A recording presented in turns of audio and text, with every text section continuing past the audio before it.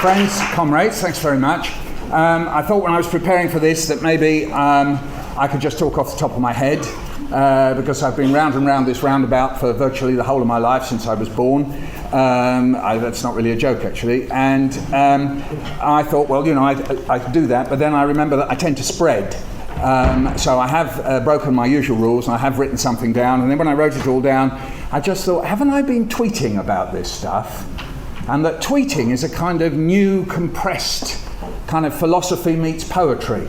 And maybe you could actually say everything now in tweets. So what I thought I'd do is print off my tweets by way of an overture. Those of you who know The Marriage of Figaro will know that basically kind of the whole of The Marriage of Figaro is got whizzed through in the overture, and then you can go home. So it's more or less the same thing. So I thought, well, look, I'll give you my tweets, and then if you like, the talk is the background to the tweets. So here we go. You are now entering Goveville, a democracy-free zone. Gove has just set up Ofdosh, an inspectorate which assesses whether a school will be profitable or not. Gove has appointed Bob Diamond as head of Ofdosh, the school's profitability inspectorate, to bring the rigour of the market to schools. Gove has redefined an underperforming school to mean school not producing big enough dividends to the multinational curriculum supplier. Gove says teachers must measure each child as a productive unit valued in terms of its profitability. Bob Diamond, head of Ofdosh, agrees. Ofdosh now arriving in schools and asking teachers, do you know which child will give the best return? A model adapted from pig breeding. Gove says if a free school isn't succeeding in attracting enough customers, he will force local schools to give up pupils and send them there. I thought that was a joke, but now I discover that's actually true. At News Corp College, we supply teaching personnel trained in the skills necessary for operating the News Corp curriculum. Ofdosh concerned that autistic children aren't profitable enough. Ofdosh report, we observed an RE lesson that was hostile to market values and was itself non-profitable. Ofdosh says the freedom of free schools rests on them receiving money direct from government so they can be good curriculum buyers. Gove is employing Ed Police to escort customers from maintained schools to free schools. Again, I thought that was a joke. Ofdosh's armed wing, Ed Police, are rounding up non-profitable kids and putting them into boot camps run by soldiers returning from Afghanistan. Again, true. Bob Diamond, head of Ofdosh. It's very hard to exaggerate these days. Bob Diamond, head of Ofdosh, says, let the market decide except when I decide. Gove adopts that principle to decide which lessons are profitable. Gove found in cleft stick on hearing of business school which collected up unwanted King Gove Bibles, recycled them and sold them as exam papers. Gove said he was elected in order to prevent schools from being controlled democratically. Gove and Ofdosh introduce right to buy for schools. Gove planning automated teaching, putting children in front of computers all day long, doing electronic worksheets in the name of autonomous learning. Rich schools rushing to take up right to buy option. Poor schools who can't afford to lose maintenance grant. Dear Gove, making sounds when you see a word is not the same as understanding a word you see. Children who can read are failing your check. We at the Bob Diamond Academy have an ethos of truth, responsibility and honour. We at the Tax Haven Academy find ourselves particularly well endowed this year. We at the Andy Coulson Academy are committed to the never-ending search for truth, no matter how hard it may be. We are pleased to announce we've sold the X, Y and Z streams in school to Clenso Waste Management. Instead of Gove free schools, we need Go free schools. The market has winners and losers, perfect then to marketise education so we can sort out who the losers are from the age of 4. When Gove runs the Ministry of Health, he's going to be telling surgeons how to operate and selling the transfusion service to Heinz. We at Ruth Miskin Academy are pioneering Miskin Kick Score Incorporated, where the first year you play unfootball by playing without the ball. In Goveville, the iPad apps and Androids have yet to be invented, and King Gove sits wittering on about world-class and falling down leagues. Gove says Britain's competitiveness on the world stage depends on 11-year-olds knowing where to put a semicolon. I don't want to put myself in the position of advising on capitalism, but haven't Gove et al. Advigored that some of its success rests on innovation? Gove and the Govers are inventing an education where students leave new technologies at the door. Gove's ideas are forward-looking in the sense that Diplodocus looked forward. but didn't notice the furry little animals coming up behind it. In the Gove age, there is divine right of Gove. He turns schools into academies and summons curricula from flunkies. In the Gove age, they eat Govis, just like them in the advert. In the Gove age, people eat semicolons spread on thin slices of Govis. It's getting a little bit surreal at this point. In the Gove age, the consultation process means Gove putting what's been sent to him in the bin. In the Gove age, King Gove tells Singer Porkies. Sorry. In the Gove age, Spag Bowl, those of you know what Spag stands for, spelling, punctuation and grammar. In the Gove age, Spag Bowl means Bollinger for him, spelling, punctuation and grammar for us. In the Gove age, if at first you don't succeed, do more phonics. In the Gove age, every child must learn the alphabetic Gove before being allowed to look at a real book. Alphabetic Gove books are by R. Miskin. In the Gove age, children count using Govan numerals. In the Gove age, students sit extra hard Gove levels in order to prevent many students from going to university. In the Gove age, evidence is a banned substance. Even though it is the Gove age, some teachers have been using Class A evidence to such an extent they end up disagreeing with Gove. Tories decided that harder exams is a vote winner. Perhaps Labour could explain to the electorate that all it means is more people fail. Independent-minded governing body is not good enough for Gove. He wants them to be Gove-ners. Thank you. Right, there you go.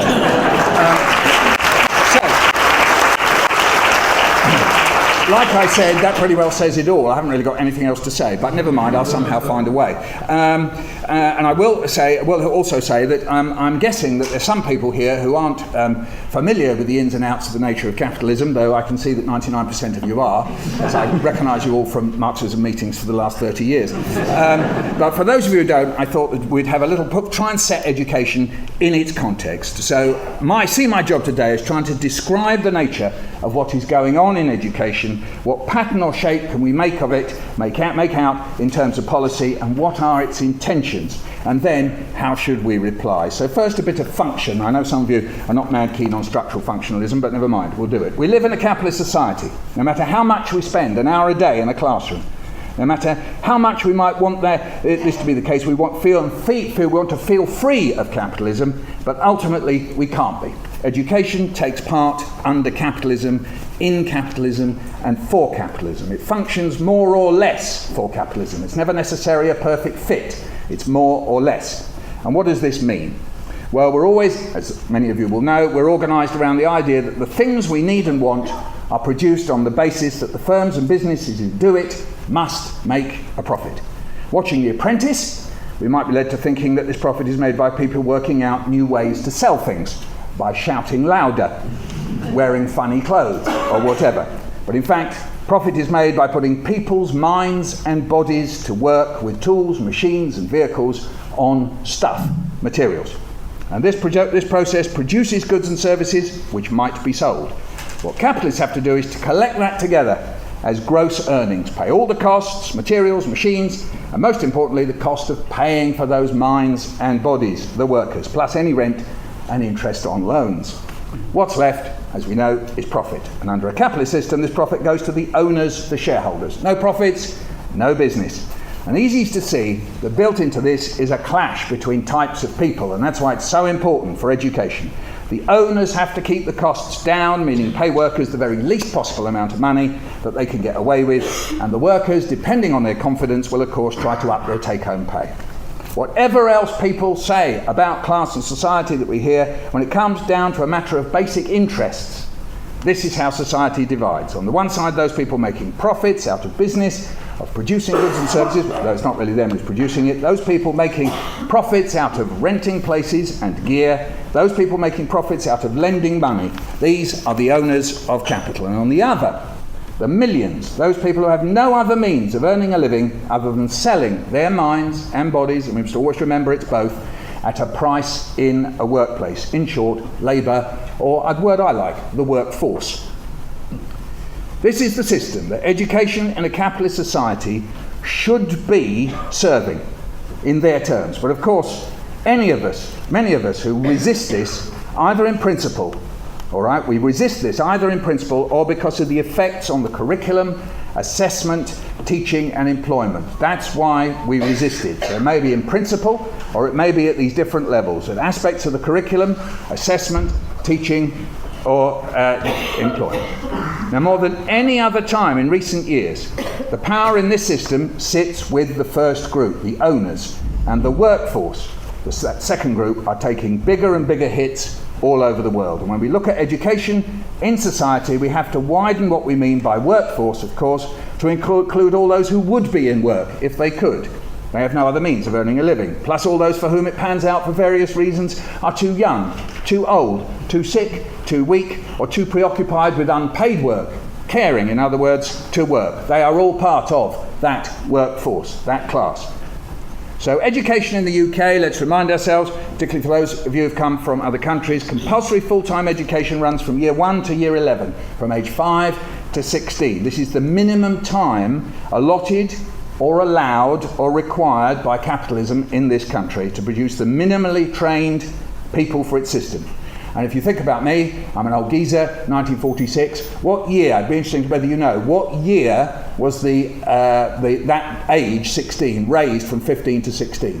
1972. It was as late as that. So for a whole chunk of my lifetime, we always have to remember this when we're listening to Gove and the rest of them talking about the 50s and the 60s. All right? Most kids were leaving school without any qualifications. They were leaving at 15. Yeah? So, and we all should bear in mind that all over the world, there is in fact virtually, in many countries, in Germany and Holland, so on, Scandinavia, effectively there is compulsory part-time education to 18, but not in this country. So let's ask, what is the overall outcome of UK education as far as UK capitalism is concerned? What does UK capitalism get out of it? So the basic class breakdown in terms of people's interest is between owners and those who have no other means of earning a living. But a region's or a country's capitalism varies. In one place the economy may revolve around making quality goods with high quality, top level technology. In another, low quality goods produced by a vastly cheaper workforce. In the UK, there has, in my lifetime again, been a huge shift away from producing raw materials, like coal and iron, more recently oil, a shift away from producing goods like fridges and cars, and a shift towards financial services, banking, insurance, and so-called information systems. But crucially, for this kind of society divided up in this way to function, it employs millions of people who are described as low-skilled, they may not be, and as servicing others, cleaners, hospital workers, catering, leisure workers. And in the midst of this are the people that the system says it needs, managers, who may or may not be skilled at anything in particular other than the mysterious skill of managing, which schools don't teach anyway. So, key point here, when we hear politicians talking about the need for skills and knowledge, they don't mean skills and knowledge for everyone. Or, crucially, skills and knowledge for everyone in equal quantities or qualities. That's not what they mean. They sell that as the line, but it's a lie. Here's my Latin teacher. Oh, Rosen, it's all very well you being a communist, my boy, but under your system, who'll take away my rubbish at the end of the week? And I don't know where or how I conjured it, perhaps from the fact that my dad used to make me read Das Kapital when I was in the nursery, but anyway. And I said, well, if we believed that everyone was equal, perhaps we would either take away our own rubbish, sir, or we'll invent machines that can do it for us. And he said, anyway, I won't tell you what he said, but anyway, I think I was out the room in about 4 seconds. So over and over again, politicians devise a system or systems of education that have different outcomes. The output of education at 16, 18 and 21 and beyond have different places to slot into the capitalist system. We must always bear that in mind. Now, you'll hear many explanations. We always hear explanations for these different outcomes. Have a look. Whenever somebody puts a comment on the comment is free thing in the Guardian, you'll see all the guys come out of the woodwork to explain why it is these different outcomes happen. So, with a very slight exaggeration, here are some explanations. 1, people are born stupid, not so stupid, not stupid, quite bright, very bright, and genius, and this is fixed from the moment they're born for the rest of their lives. 2, a great number of teachers are bad at teaching and create stupidity schools, which produce unskilled, stupid people. Some people can hold those two ideas in their minds exactly at the same time. People are born stupid, but teachers produce stupidity. You would have thought there was a contradiction there, never mind. Vicious left-wing regimes of the past, and we know how vicious and left-wing regimes of the past in this country have created a school structure which deliberately stops clever people from being clever.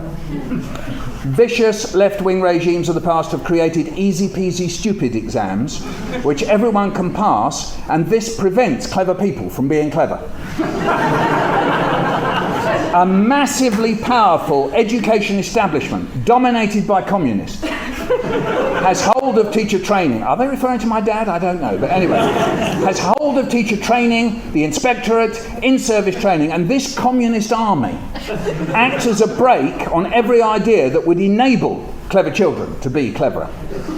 Lazy, lard-arsed governors who've only taken on the job so they can have massive prestige and celebrity status sit about creating stupidity schools.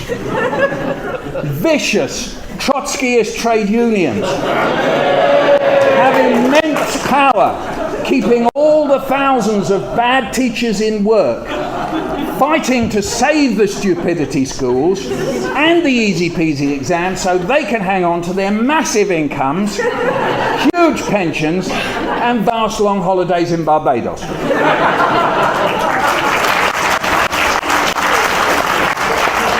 The vast army of communists and Trotskyists running education prevent clever poor people from getting on, leaving all the top jobs to people who have the money to send their children to private schools. That was that moment, remember, when Gove became a trot for a day. Before dealing with any of these claims, we have to remind ourselves over and over again of what it is that this or that brand of capitalism wants and needs to suit its interests. And to bring this right up to the minute, is this coalition and this particular minister, who seems to be wielding more individual power concentrated in him and him alone, quite literally delivering the goods. Because those of us who are Marxists, we describe labour power as sellable good in a way, that the workforce sells to employers. Is it delivering the kinds of workforce that UK capitalism wants and needs?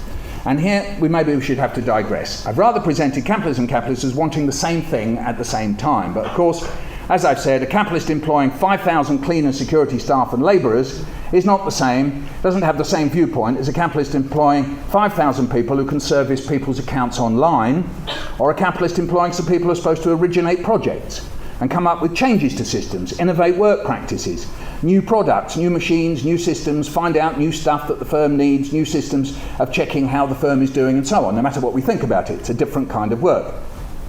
And of course this might be one and the same business but in different parts. So the prime overriding requirement by capitalism is for the cleaners and security staff, is that they obey orders and do nothing, absolutely nothing to challenge that situation. It's absolutely vital for the capitalists that such people do not receive too much education of any kind.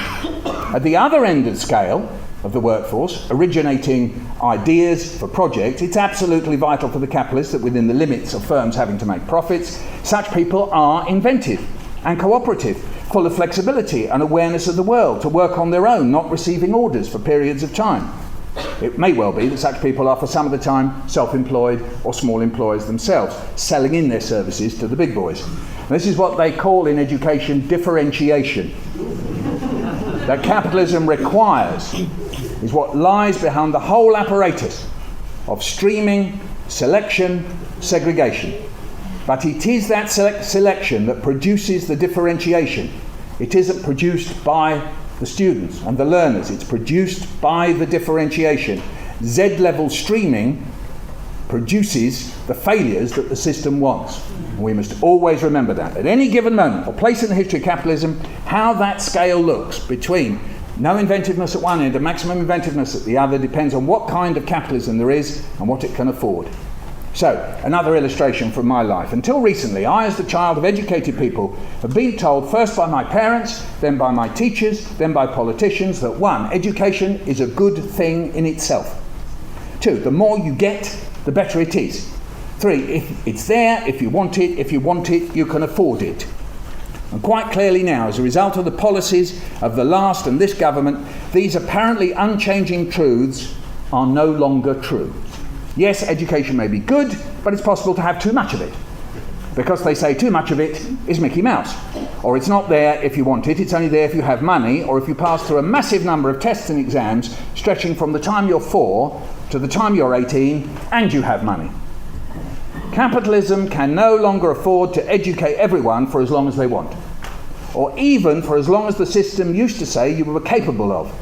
Yeah? When you had a brace of good A-levels, it's no longer good enough to go to university. They've moved the bar, they've moved it. So now I want to identify some key characteristics of this coalition Gove education, put it into present UK capitalism and show why they're weak, foolish and contradictory. First is the one I've described. Capitalism can't afford to have as many people as want to or can benefit from a university education. In their terms, schools in the present era are producing too many students at 18 who are performing well enough to be capable of doing a degree. So barriers are put in the way of 16 to 18-year-olds. The exams must be made harder, whatever that means. The grants taken away from poor students. Universities must shed the so-called useless courses. And what do we say to this? Capitalism is not the never-ending, expanding developer of our potential. It restricts it. But in order to get away with it, politicians move the goalposts, fiddle around with the exams, ignore evidence, in particular in relation to the fact that money buys the ticket much, much more easily than passing exams. Teachers are rubbished for trying to do their best by the students they teach. Teachers are sacked because capitalism is trying to get the cost of labour down and getting the state to underwrite bankers' debt and interest rates. There's a massive reorganisation of schools taking place. Instead of schooling being dealt with strategically across localities for the whole cohort of children in that locality, schooling has now become a matter of individual fiefdoms, competing cattle ranches, competing brands. Just to remind ourselves, the 1944 state education system was organised into 3 tiers: grammar, technical and secondary modern, run through the local authorities. And whatever criticism I, my parents, you might level at that system, it was concerned that each locality, through its elected representatives, dealt with the whole cohort of children and students. Plenty of criticisms of it, of course. The many problems that were created by that system were reformed by developing, I would argue, never completed comprehensive education, but still within the framework that organising and running schools was a matter for the whole cohort, where most but not all people live for periods of time in a locality, a borough, a city or a county. That fundamental principle is now in tatters. That is a major change. The cohort, the concept of the cohort does not exist anymore, no matter what they say. Between the ages of 5 and 16, the cohort is now being divided up into a massively complex, differentiated set of schools, many of which are now under the direct control of the Secretary of State and any kind of person who has the money to buy the control at the school level. And where people have said that they don't want this, I'm sure the people from downhills are here, the Secretary of State has overruled them, insulting them, bullying them and threatening them. And this, of course, is massively contradictory. On the one hand, it says that the state, through the democracy they keep telling us is so wonderful, is not the right instrument to run education. It must be competing brands. On the other, the ultimate control lies with one person who is an agent of that state. I think this is a product, first of all, of the crisis that capitalism has created, that it demands the public sector be shrunk to pay for its disasters. Secondly, a fierce Protestant authoritarianism that demands the right to control people's minds and bodies through the instrument of the state. It's no coincidence that Gove has put the King James Bible into schools. No matter how futile and absurd this is, it is an act that is equivalent across the hundreds of years of the Tudor and Stuart's Privy Council demanding that everyone attend the church that they had changed according to their requirements. It's analogous, of course it's not the same across that period. Thirdly, a big reorganisation in the content of education is taking place. 2 things here. In terms of teachers and students' day-to-day experience of education, it is very necessary, I concede this, to examine this point by point and see how each separate bit of content is a shift away from treating all children, all students and all teachers as reflective, exploratory, inventive and collaborative beings towards treating specific groups of children, students and teachers as passive, obedient, non-reflective, non-inventive, non-investigative, non-collaborative beings. Just take one example. Science experiments. Science experiments for years 1 to 4 are now officially banned. They mustn't be open-ended, predictive experiments. I beseech you, look at draft science curriculum, primary, look at it online. It says quite specifically that you will not have open-ended, predictive experiments. That must only start in year 5. The rage and indignation that is bubbling up everywhere as people see the new draft curriculum, see the new draft tests, is a magnificent humanist response to what is being offered. However, if we simply or only engage with this stuff at the level of what is in these packages, we lose sight of how it has been delivered. Because ultimately, I think it's the how that is the real problem. That is, the whole system is being run, as never before, by cabal and diktat. Secret, anonymous committees delivering compulsory practice and content. Indeed, rather like the Tudor Privy Council. This is a shift in the power and nature of the modern British state.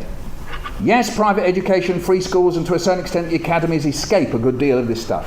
Yes, whole sections of the UK state escape from these demands, Wales, Scotland and Northern Ireland. But remember, as someone said to me, the devil is in the assessment. The more compulsory tests and exams there are in place, the more these determine the nature of education everywhere. However, there's a scale of effect here. The more closed-ended the testing, the more closed-ended the teaching to the test, and indeed the more testing of any kind there is, the more it benefits those whose out-of-school home lives are full of the school-type activities. As those of you know well, Bourdieu and his habitus theory, which makes such tests easy and obvious and comparatively stress-free. I'll say it, like my own children, yeah? The narrower the curriculum, the less chance the children from homes like that, with less, if you like, education, cultural capital it's being called, get to do the creative, inventive, exploratory, reflective stuff. They get to do it less. They have less access to that stuff that capitalism itself says that it needs, the innovative stuff, because it's already been designated. They've done it on the basis of they lack the cultural capital and school will not give it to them. That is what has changed.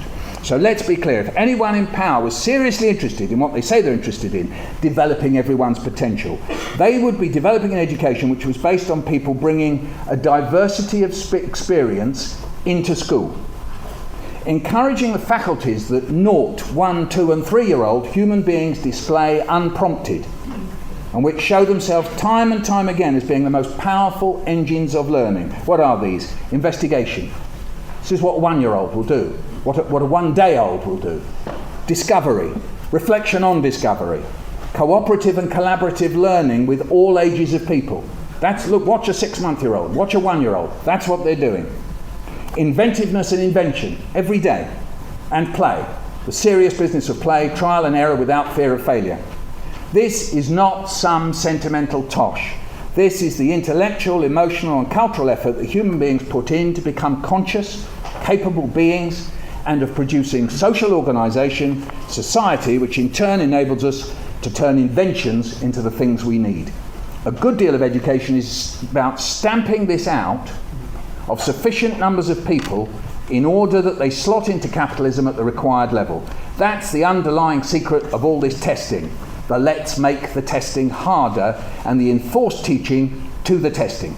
Remember the rule, harder tests mean more failures. And remember, this is coming from and can only come by means of cabal and diktat. Everyone else in education opposes it. They can't even get the hand-picked government advisors, Andrew Pollard and Mary James in the area that I work in, literacy, to agree with it.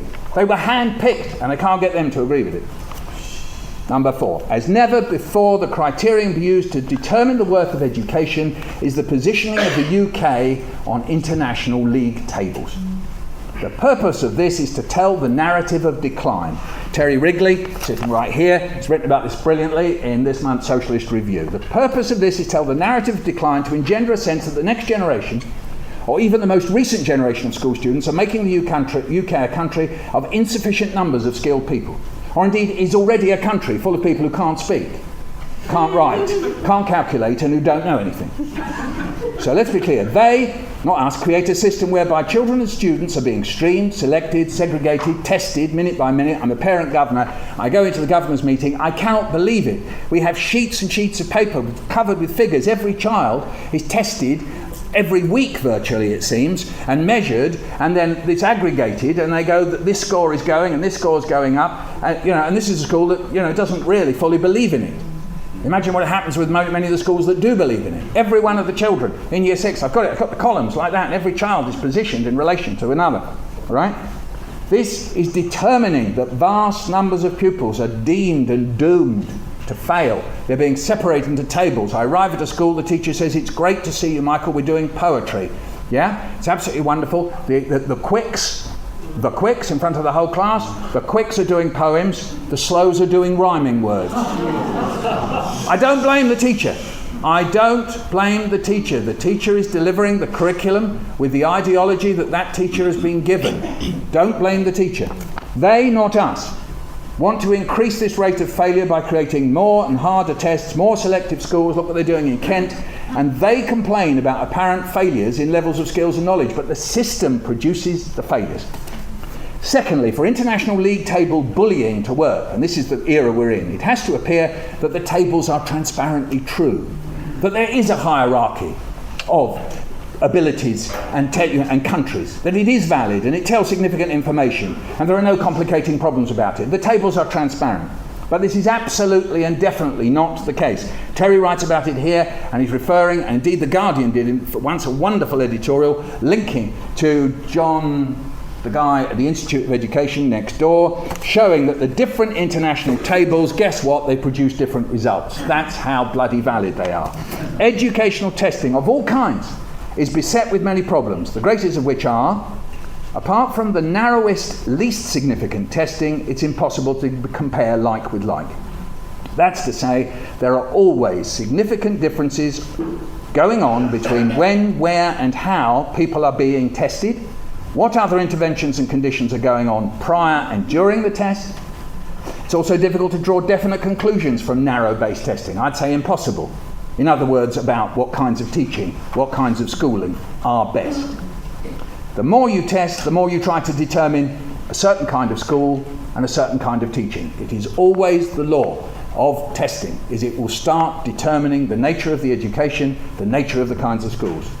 And more testing does not produce higher overall performances at those tests. The more you test, the more you produce that kind of schooling, and it nearly always turns out to be self-defeating. But something else here. International league tables are being used as an explanation for why UK capitalism might be in danger of losing out. Those tables are educational tables, but they're treating in terms of our capitalists' ability to compete with Chinese, US and Indian capitalists.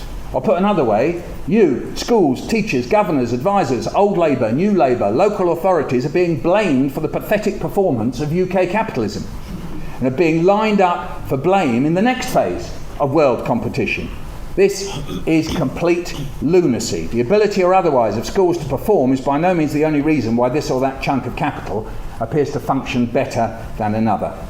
Having, say, for example, seemingly unlimited supplies of oil under your feet, along with unlimited access to human beings who can get it out and distribute it at very low wages, would, for example, produce massive amounts of wealth in that one place. The matter of whether they could use a semicolon or not would be of minor importance. Every day we hear of the globalization of capital. It slides around the world as fast as sending an email.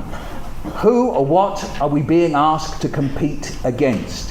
Who exactly is on our side? This country is tied into the fate of major capitalists to sell dodgy financial packages, who themselves put vast amounts of their wealth into places where they can't be taxed. A system of non-dom, non-taxation internationalizes this even further. Where we are or not on dodgy international tables of educational achievement can hardly have much to do with the 700 billion debt owned, or not owned, depends how you think about debt, by UK-based capitalists, many of whom aren't educated in UK state schools anyway. That's their crisis. Don't blame it on teachers supposedly not teaching their students enough algebra. Michael Gove and his followers are working to a non-sequitur.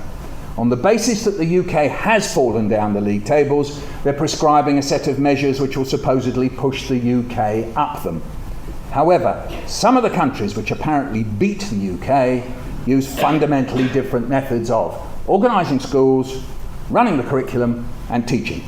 As you'll have read, I hope you read Terry's article. What does he say? Finland is the highest, or one of the highest achieving school systems in the world. It has no national testing, no league tables, no school inspectors.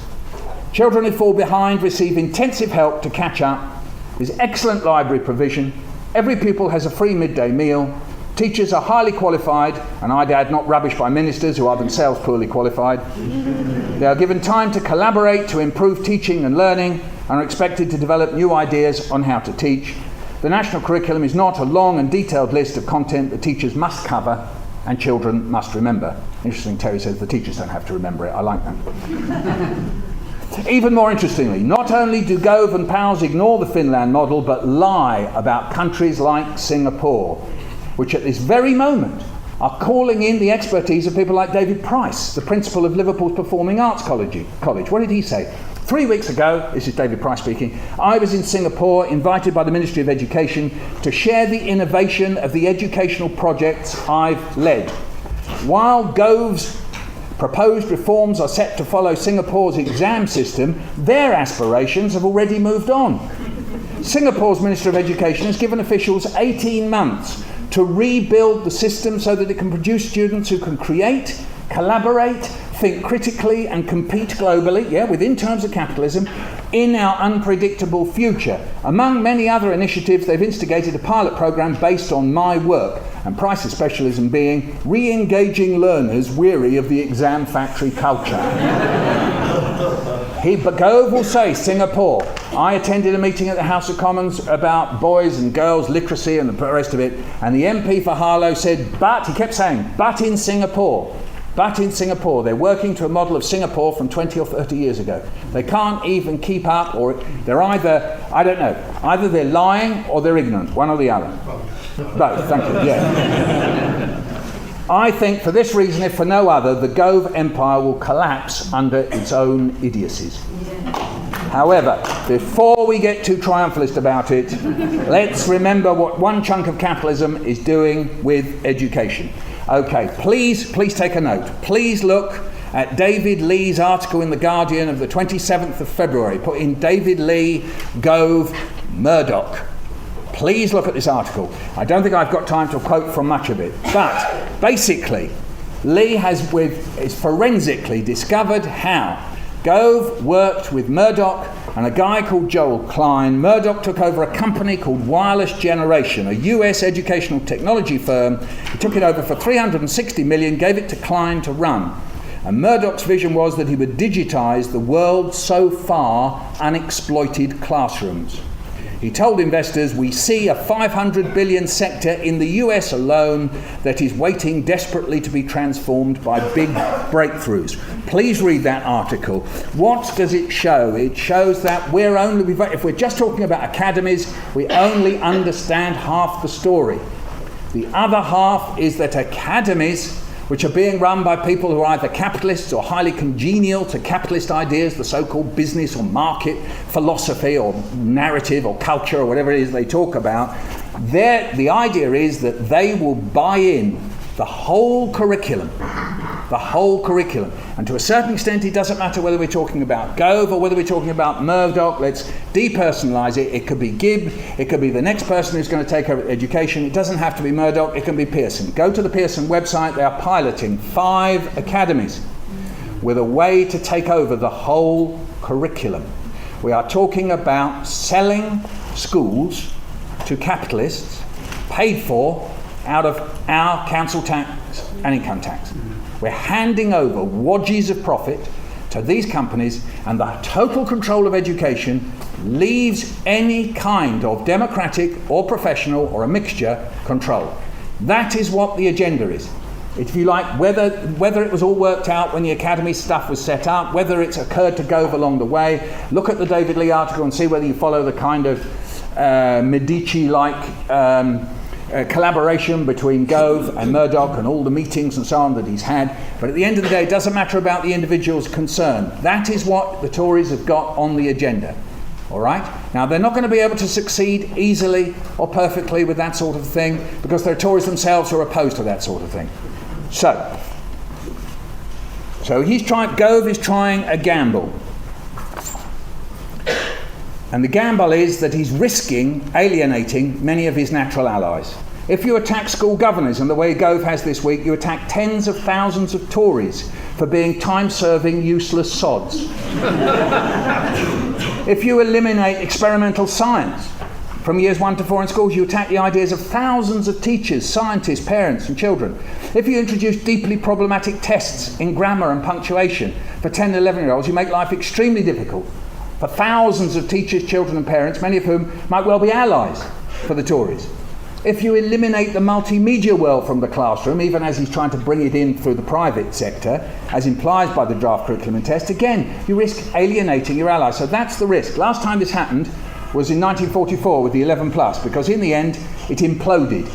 Because many people who would normally be expected to support right-wing ideas fell away by 1964 for the very simple reason their own children were suffering. So let me please, just to finish, by indulging myself just the once.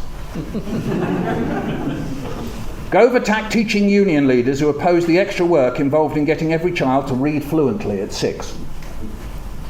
On Thursday, the Department for Education announced that all 11-year-olds will be tested on the proper use of apostrophes and the difference between nouns, verbs and adjectives to raise literacy levels in primary schools.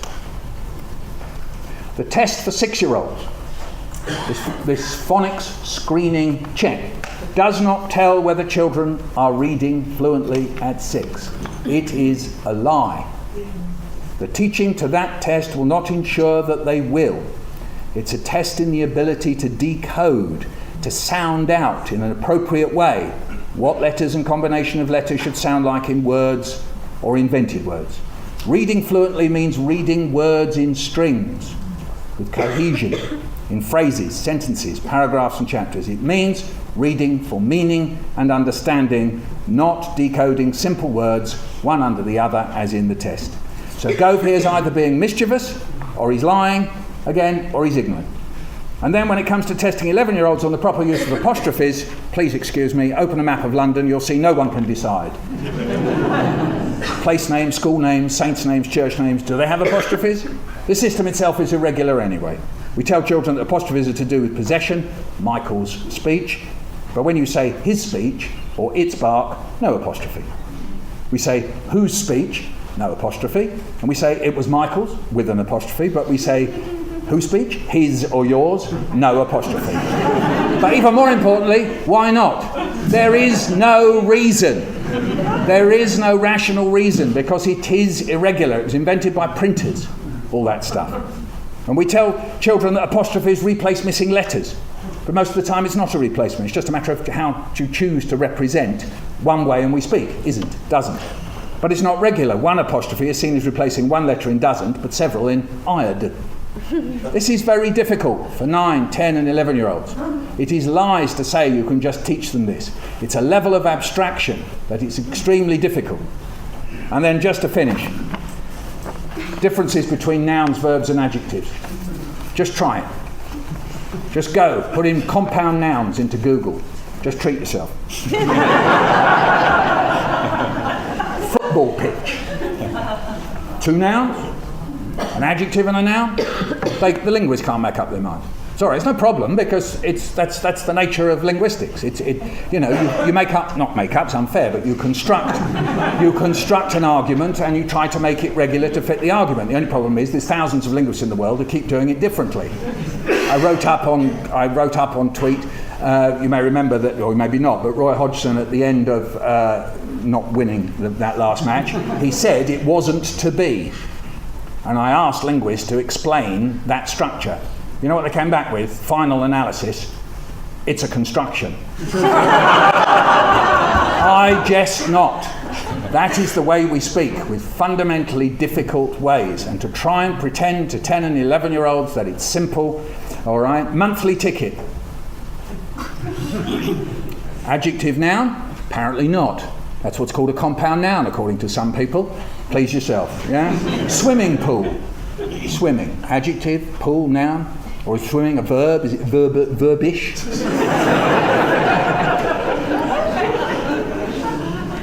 Can we have an upgrade, or shall we upgrade? That's what English does. Moves about. This is massively hard for 10, 11-year-olds. We can have fun with it. We operate abstract, concrete all the time. 10, 11-year-olds, you start saying upgrade is an adjective or is a noun or is a verb, then that's what they think it is. But of course it always depends on context.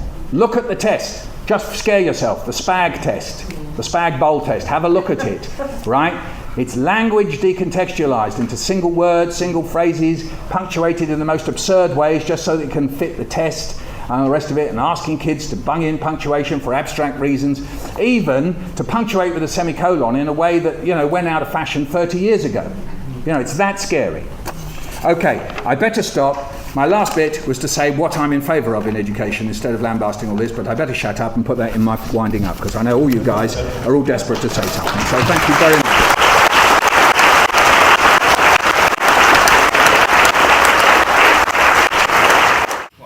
When I saw that Gove had ignored his hand-picked advisors on the curriculum and imposed something different, and there was speculation about who'd done it behind the scenes. And it didn't take long because 7-year-olds are expected to spell words like chauffeur and champagne. Fairly obvious. Yacht is delayed till year 6. Of course, Nanny and Fox and Butler are done with phonics anyway, so you don't need to bother about that. But it then struck me, it's not only written by somebody who worked in a prep school, very traditionalist prep school, I guess, because I guess most rich kids aren't subject to a lot of this nonsense, but it's actually set up to fail, not just individuals, but whole schools, to privatise them. I'm convinced about that. I've done the beginnings of direct comparison with the Finnish curriculum in the bits where you can compare, because most of the Finnish one is broad principles. They don't go into this sort of rigour.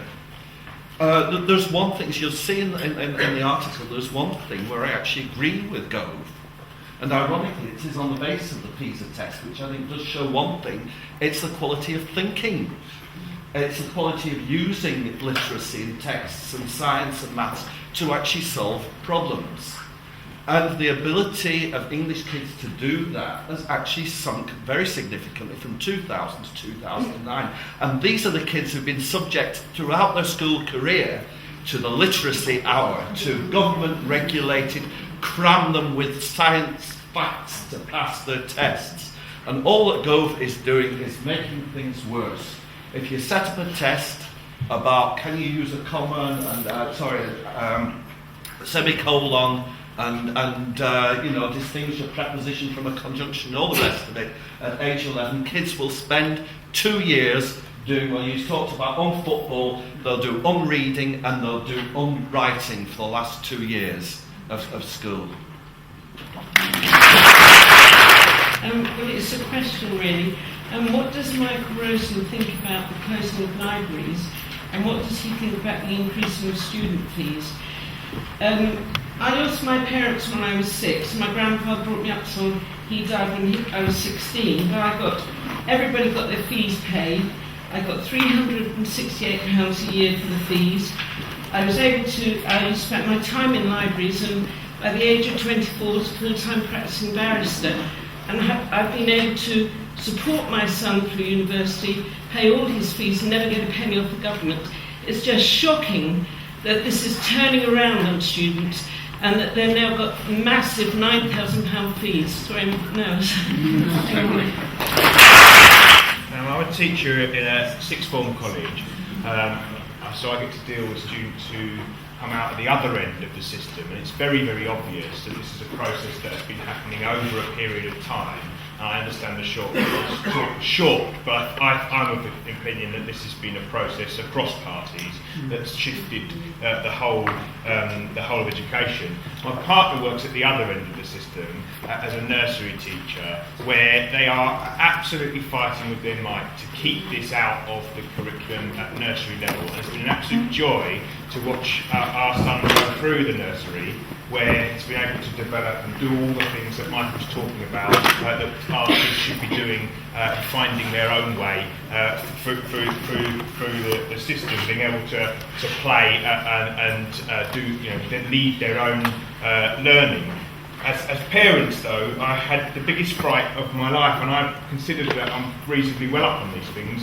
But we went into our son's new school, where he's going into reception last week, and not only was the attendance figure for the school and for the class on the door of the classroom because they'd failed they're not failed it, but they hadn't got good in their attendance, but the national average was on the classroom. I'm told that every student in that school knows their own level, and I can see that the teacher who was talking to us, she said, our most important thing is that your child enjoys their learning, and she was pulled and wanting to do that. But the contradictory thing that came next was she told us where we'd expect them to be by the end of the first year, and then said that the key thing was that at the end of the year they would be ready to learn. And I thought, what a mockery of the 3 years in which our son has been able to develop his own ideas at his own pace in the sort of system that he's coming from. Absolutely. And then now trying to push that learning down to level 3, we're going to trust Tony Blair into the womb, I think, as well. I'll finish there, but we also went home with a sheet of phonics and were told that he was going to get homework 3 days a week. Comrades, the system that Mike's identified was not an accident, it was a plan. It was planned by a group of academics who wrote a thing called the Black Papers back in the 1950s and 60s, and it's been rolled out over the last 3-4 decades. And what I want to do is get us to start thinking about what we're going to do to plan to get it back to a comprehensive, progressive and democratic education system, because it frightens me. Mike makes lots of fantastic jokes and I love his Twitter, but there's a real but. All over the country, schools are being turned into academies and privatised at a rate of knots without a whisper in most schools. I've run a campaign called the Anti-Academies Alliance. I've done maybe 50 or 60 meetings across the country in the last year. That's a tip of the iceberg. And what I want to urge us to do is to get together and think about how do we stop it. Because one of the problems we've got is we think that teaching and education is the business of parents and teachers and not the rest of us. And we've got to get away from the idea that fighting to defend education, just like fighting to defend the NHS, is just the business of teachers and parents. In every single school, every single community, in every town and city, we need campaigns to defend education. Whether it's fighting against a free school, whether it's trying to stop an academy conversion, or to be honest, the real thing, I'll explain this. There will be 20% cuts between now and 2015.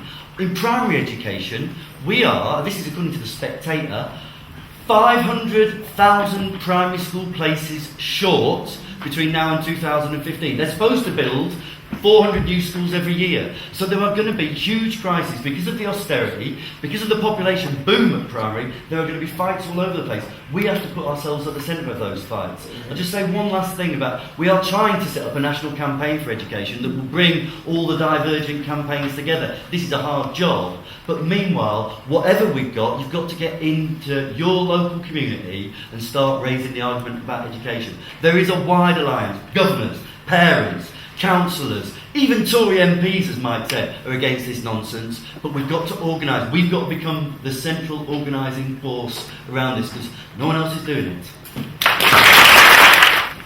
Sheila Dore, we're actually engaged in the Socialist Education Association in setting up this national campaign for education. But the couple of points I wanted to make, one is a point, the other is a very serious question, I think. Michael Gove is now academising every school as fast as he possibly can. In those schools and in free schools, the national curriculum doesn't apply. When we have a situation where all schools, or nearly all schools, are academies or free schools, we won't have a national curriculum. We won't have a national entitlement that all students should be allowed access to. Now, there have been criticisms of the national curriculum in terms of its narrow prescriptive nature, but the idea that there isn't an entitlement, that all children, all students and young people should not have national curriculum access to it. The thing is that Michael Gove ignores any comparisons with Finland, conveniently forgotten. The countries he compares us with, China, so on, these are not democracies. Has it not occurred to him that the way in which you can force children and label children and funk children along the line is the same way as you insist that their parents only have one child? What we're looking for is an educational system and a national curriculum that is fit for purpose in a democracy. And then what we need to say is that all schools should be expected to teach it, irrespective of the nature of that school. So I'm asking Michael if he would outline what he thinks is this idea of a national curriculum for a democracy, because we really do have to point out to Michael Gove that what he's talking about is something that is thoroughly undemocratic, and we wouldn't wish to be like it, even if we could be.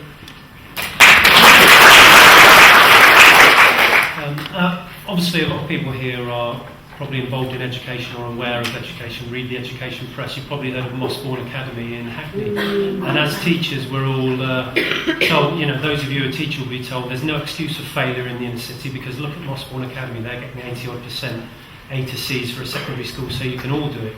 Over the last few months, I've become very aware through investigating this and being involved in the case that that's not necessarily the case, because they're systematically fiddling their admissions.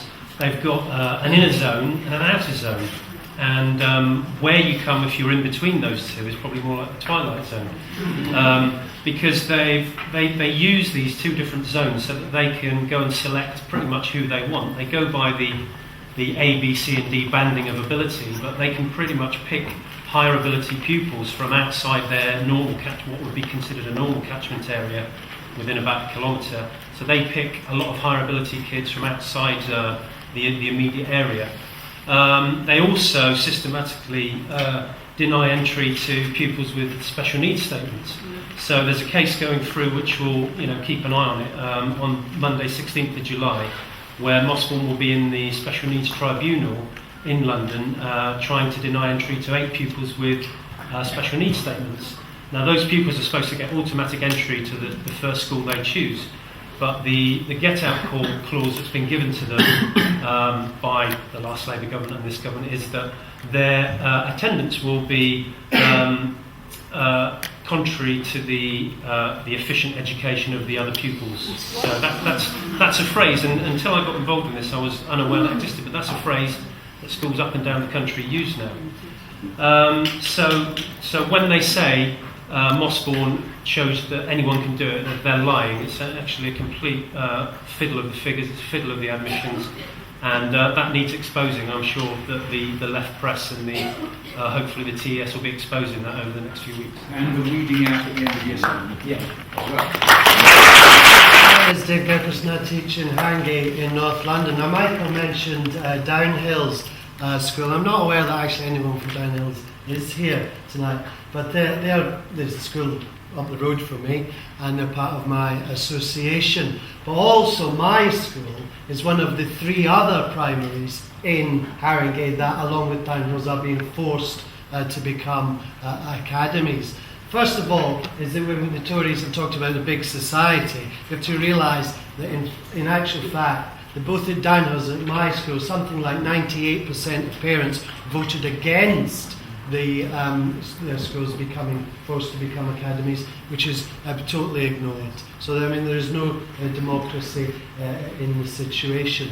100% of the staff from both schools have voted against it. Again, no democracy in the situation, no big society.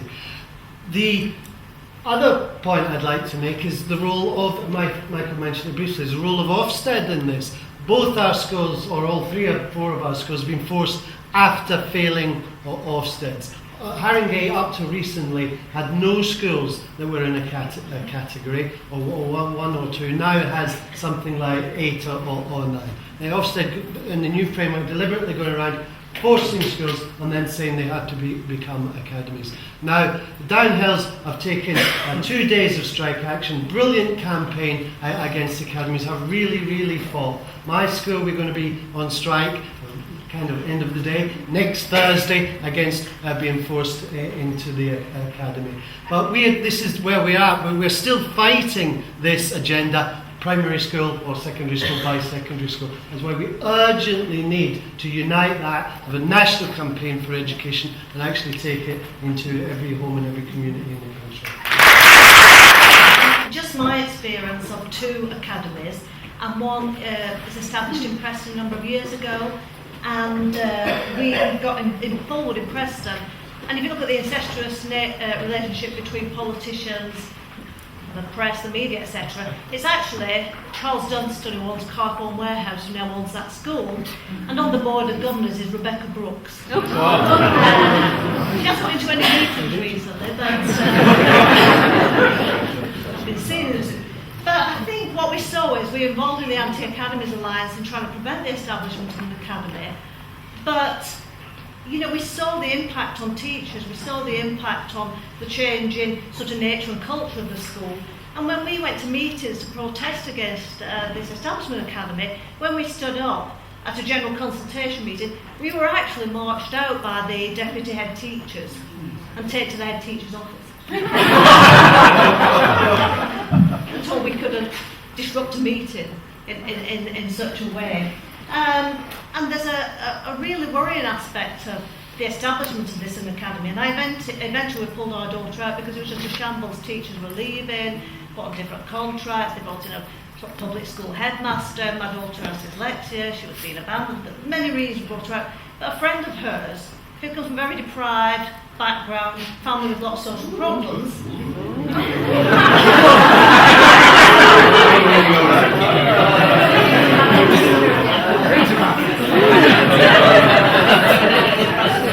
she was struggling with education. We were told by the school that they'd reduced substantially the number of professionals they have to support students who are disengaged from education, who aren't coming to school or attending. And they said sometimes, this is before the academy was established, they said sometimes we can't get out to these pupils for 2-3 months, they're becoming lost to us. Well, after the academy was established, this one friend suddenly found out she's not going to school anymore because she's being homeschooled. And basically the academy have just chucked her out. Comes from a family, her mother's got serious mental health problems, her sister lives with her, got a small child, they don't work, etc. And since the last 2 years, she's now homeschooled, and that's seen as satisfactory. So that's another aspect of academies that I think is really, really worrying, particularly for deprived and, children and from certain backgrounds. I teach at a secondary school in East London. I guess I'm one of those troublemaking UT members that Mr. Gove gets very exercised about. And I just want briefly to personally raise the question of, if Gove gets away with this mass academisation of free schools where the national curriculum doesn't apply, what does that mean? Be very careful, come back to what Michael said about the testing regime.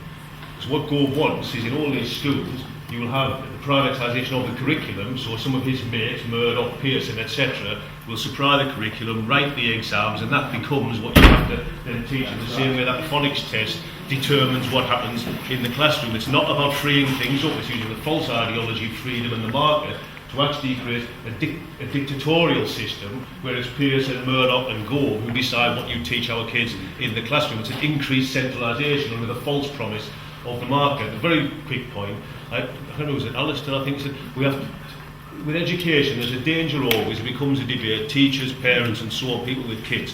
We have to change that to be like the NHS in this country, that education is a matter for everybody, and it's a political campaign to wage against this government. And we need the kind of national campaign for education, not for specialists in education, but it's a broad campaign involving everyone at the local communities, bringing it together nationally, and begin to challenge what is essentially a right-wing US neoconservative ideology being driven through in this country, and counterposed to that a different vision of education, about education means process of the process of development, of liberation, of people living up to their full potential, and that requires a mass political campaign, and that's what we need. And the answer to the question, dear Mr. Gove, we need to sign off, no Mr. Gove, we need to give teachers the confidence to say, we are not teaching this crap, we are going to teach the way we think we should teach, and we want some wide support from society to do that. Okay, closing of libraries. Yes, I mean, scandalously, it's been raised by Alan Gibbons, there is no statutory requirement for schools to have libraries. And when we've been, Alan and myself, we put that to ministers, they say, well, that's the way it is. It's quite extraordinary. They make no defence of it, but there is supposedly a statutory requirement to have libraries in areas, and however those areas are defined, there is no statutory requirement for schools to have them. So what's happening is that in certain areas and certain schools, yes, they have closed the libraries, indeed. National curriculum. The issue for the national curriculum, it's what I was trying to say, is who writes it, how, where and when. We cannot argue and talk about what's in a national curriculum unless we say who's doing it. Otherwise, we always end up saying, oh, well, they should be talking about gobbling instead of gooking, or gooking instead of gobbling. Oh, no, it should have a bit more of that and a bit more of this. No, you have to have a completely different model as to how the curriculum is produced. It's the organisation. There is the body of teachers. There is the body of researchers. There is world research. There are academics. There are elected representatives of various kinds. In society as it is at the moment, there are models. Finland chose one. As it happens, there was a project in the late 80s, early 90s called the Language in the National Curriculum Project that, given the nature of society, wasn't a bad model. Teachers talk to researchers, talk to elected representatives as a way of talking about literacy and, as they called it, oracy. We call it talk. Okay, so there are models for this. I don't think myself we should be drawn into an argument of saying we must have a national curriculum and what must be in a national curriculum. No, we say the key issue is how should it be organised that curriculum is decided, because that's what they're doing to us. We respond with a different model of how it's decided. It might be that we would agree, wouldn't it be wonderful for schools to have their own intranet systems that Murdoch or Pearson would provide, but we've got other models as to how it should be provided. Look at, say, the London Grid for Learning. Look at the local grids for learning. Look at the way those local grids for learning can develop stuff of local importance. Have a look at the London Grid for Learning and see women singing traditional songs, Somali women, Turkish women or whatever, producing a video of songs for use by children that come from their cultures that came out of the London Grid for Learning, looking at that. That can only come if you have a different model as to how the curriculum can be produced. And even at the high-tech end, we mustn't ever fall into the mistake of thinking that high-tech can only come from multinational corps. No, yes, ultimately, of course, they're the servers, but that isn't necessarily the case who controls it into schools. So the argument is not, I see it, as not we must have a national curriculum and that's fair. The key issue is the democratic control of it. Mossbourne. Yes, the key model is cattle ranching. Some of us who are old enough will remember Bonanza and Cheyenne. These cattle ranches they were like cowboys warring against each other, using any fiddle, moving the fences, hustling. That is the model that is going on in education. Just remember, that's what it is. It's basically primitive capitalism, okay, of these different academies. And they will be attempting, I've heard it, when you go anywhere near these places, they're trying to steal a march on each other. That's the background to Mossbourne. How can we steal a march on Petchy just down the road? How can we steal a march on that evil comprehensive up the road called Stokey? How can we do it? And the one aspect that our friend there missed out is the fact that they lob kids out at various ends of the years when they think they can get rid of them and just shunt them off into the other ranches. Okay, so they get rid of the lousy cattle and bung it into the cattle ranch next door, as they see it. That's not my terms, I'm not thinking those terms. All right, and the top slicing goes on of the different bands. The one thing that in theory the ILEA avoided, that's how Mossbourne does it, in the way that a comrade described, but also right from the beginning by the sheer numbers of people who apply for this, because they put all this propaganda out. John Humphreys goes and says, what a marvellous school you've got, or rest of it, and of course thousands of people apply for these to get in, or hundreds of people try to get into the school, and they can top slice in the banding. This is what's this classic thing. So, what are we standing for? I would say free, compulsory education till 18, open access to university, elimination of all public testing before the age of 18, replaced by diagnostic testing worked out within schools for the purpose of learners. What is education for? It is for the learners. That is what it's about. Local, regional and national production of the curriculum, democratically in the way I've described. Obviously a complete defence of the comprehensive system that we never got in the first place. And then this is key. All efforts to respect students' diversity in education must not be turned into hierarchies of worth. Education must strive for equality of worth and value between so-called academic and vocational. I don't even accept the descriptions. We must strive to enable students to develop from within whatever framework the students are involved with. So just to take an example, when you listen to Gove, listen to the contempt that comes from the Tories when they start talking about something like hairdressing or the leisure industries. What the bloody hell is the matter with hairdressing? That's what people do. Most of us go to hairdressers and we want our hairs cut and we want people to actually do it in quite a reasonable way. There is nothing wrong with bloody hairdressing. What is it they're saying? But we can say more than that. Not only is, Latin no better than hairdressing, but more than that, we can say that people who do hairdressing should be entitled to develop their knowledge and history about hairdressing, styling, the body, anything else, where we should be giving them the facilities to work on the knowledge that they have. And the key aspect of the whole of 20th century education and before is to deny the skills that exist within working class communities, leave them at the door. We don't need to know about your bloody cooking. We don't need to know about your skills that you develop, the craft skills and all the rest of it, and hairdressing would be an example. We don't need to know that your granny taught you how to cut hair. Leave it at the door. You do Latin or you do simple adding. That's what we do here. No, what we say is something else. There is no distinction, but we should make no distinction at all. Have no truck with distinctions between mind and body, brain and hand. We say this about holistic education. Every person's skills and knowledge should be treasured, should be developed, and that the key thing is actually to nurture it and to say, right, if that's what you know, we can add it. It's the model, if you like, that there is a door in front of everyone and the job of education is to open it. I wouldn't necessarily standing here and saying the German model is perfect, but one of the examples that German education does, it says, if you are a builder, it's not sufficient that you know how to attach that piece of tubing to another piece of tubing. There's a whole set of other skills and knowledge to do with building that you can add on and add on and add on so that you can reach a level that is identical and equivalent in terms of degrees or labels or whatever we want to call it. This is crucial to a socialist model of education. It's absolutely crucial. If we allow ourselves to fall into the gap, the places where, if you like, Gove and the rest of them want to put us with these hierarchies of knowledge and skills, we're already onto a loser.